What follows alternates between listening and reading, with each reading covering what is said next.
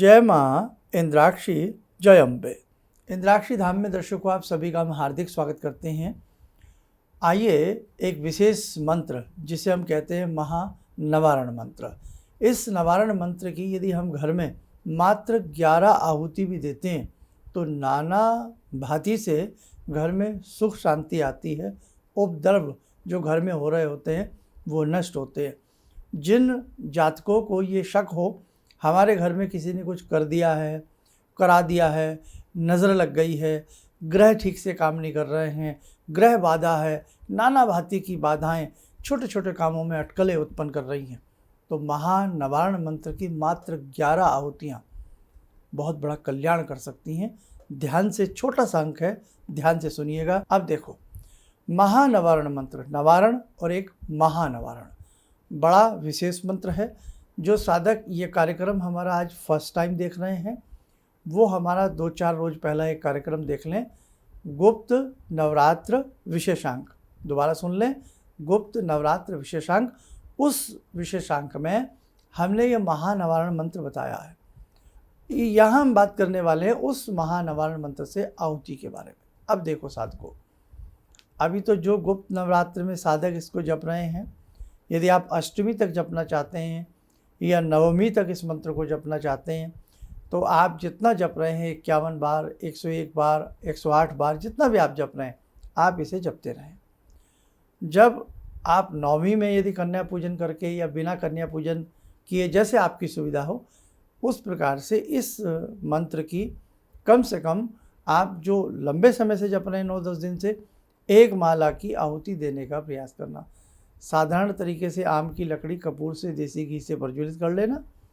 आम की ना मिले तो किसी मीठे वृक्ष की ले लेना, और केवल गाय के घी से भी आहुतियाँ दे सकते हो, या कॉमन सामग्री कोई भी बाज़ार से अच्छी सी ले आना, उसमें थोड़ा सा सफ़ेद तिल मिला लेना। लिख लो ये, थोड़ा सा सफ़ेद तिल, इंद्र जो हालांकि मिला होता है लेकिन फिर भी मिलाइए आप। सफ़ेद तिल, इंद्र जौ, कितने?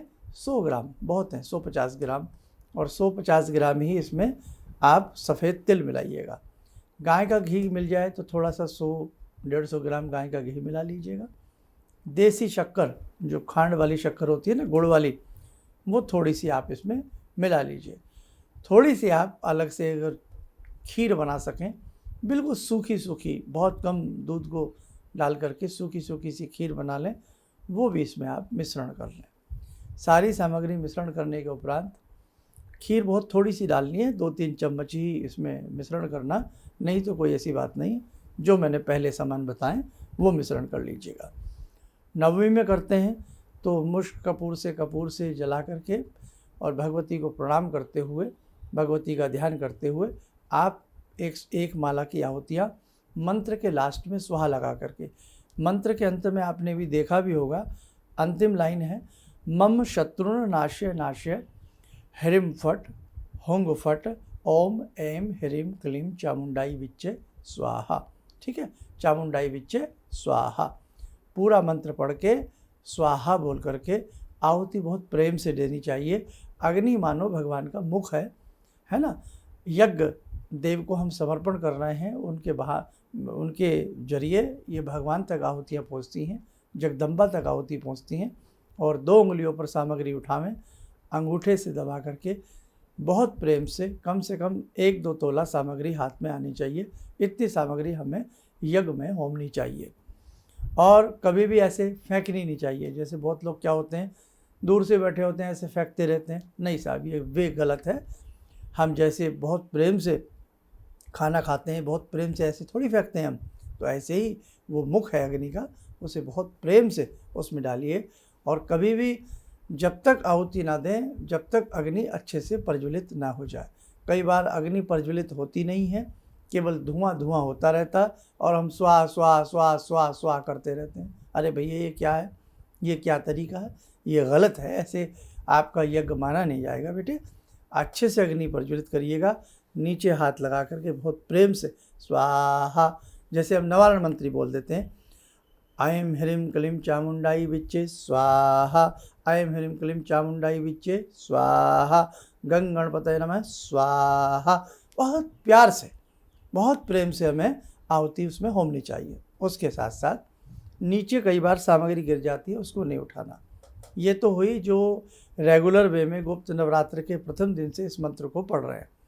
अब हमारे अन्य साधक अपने कष्टों को दूर करना चाहते हैं तो गुप्त नवरात्र वाला विशेषांक में से महानवारण मंत्र आप लोग नोट कर लेना, ठीक है। नहीं तो चलिएगा, मैं आपकी सुविधा के लिए एक बार वो मंत्र यहाँ पर भी फिर से बता देता हूँ। आप पहले मंत्र लिख लें।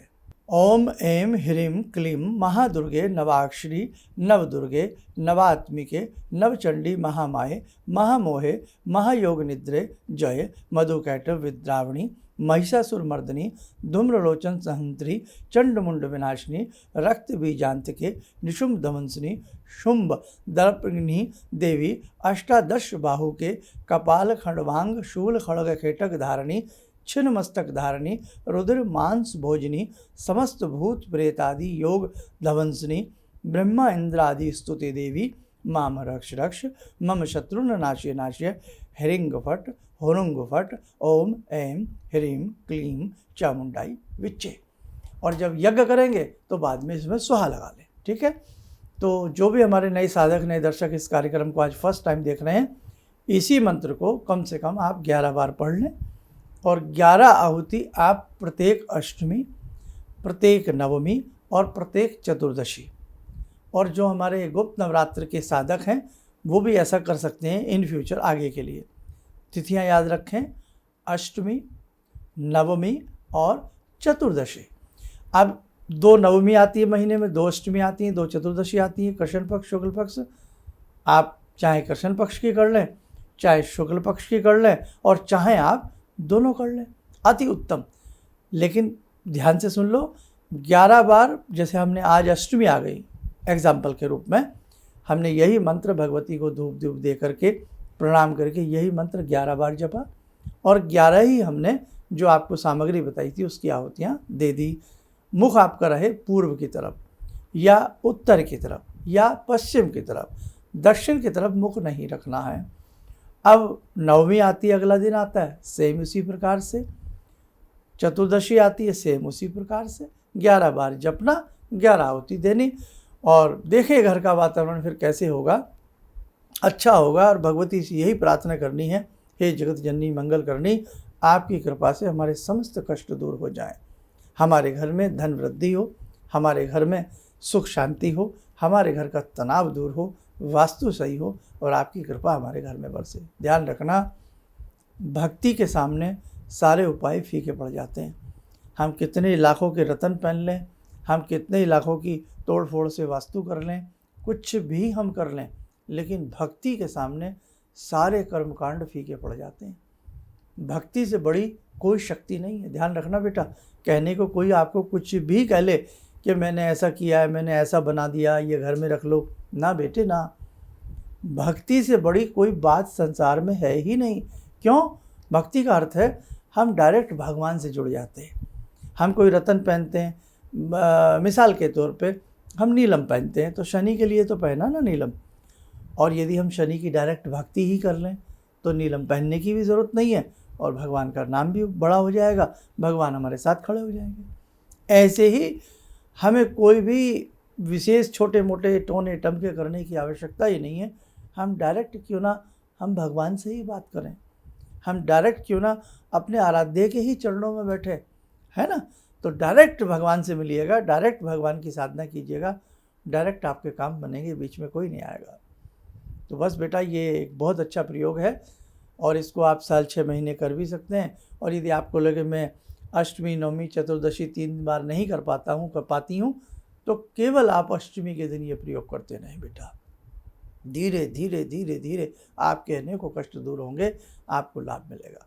और अंत में जो आपने वो खीर बनाई है, या तो उसी में मिक्स कर लें, नहीं तो एक आहुति, मुझे थोड़ी सी खीर है, खीर ना बन सके तो थोड़ा हलवा बना लें, या फिर हलवा भी ना हो सके तो बाज़ार से कोई खोए वाली मिठाई ले लें, उसे चम्मच में रखें, सुबह में थोड़ा उसमें देसी घी डालें, अंत में यही मंत्र बोलते हुए आप अपनी प्रायश्चित पूर्णाहुति के रूप में होम दें और प्रणाम कर लें। इसमें यज्ञ की किसी विधि विधान की आवश्यकता नहीं है, बस मात्र भाव है।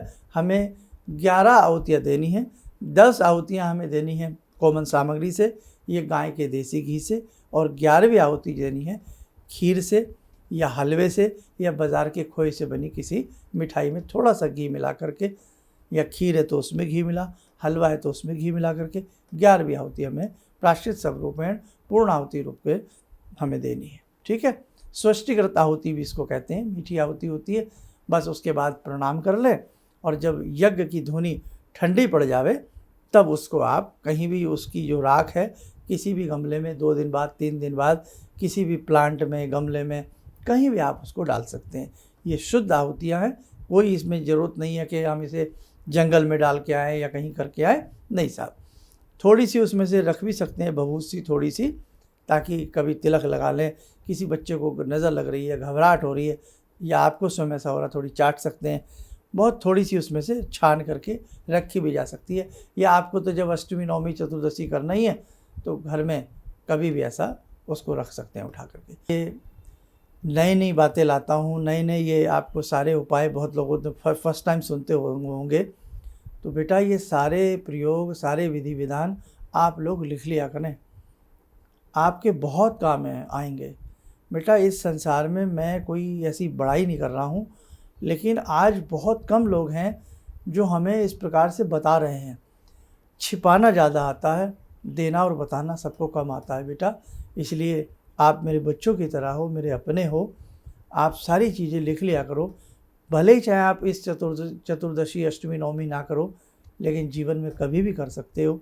आपके अपनों, जो अपने लोग हैं, आपके बेटे हैं, बच्चियां हैं, उन्हें आप बता सकते हो। आपके कोई भाई बंधु हैं, शिष्य हैं, उन्हें आप बता सकते हो, ताकि जीवन में किसी भी प्रकार से हम सबका कष्ट दूर हो। ठीक है। चलिए बेटा, आप सब लोग स्वस्थ रहें, सुखी रहें। इन्हीं शुभकामनाओं के साथ हम अपनी वाणी को विराम देते हैं। जय जय अम्बे।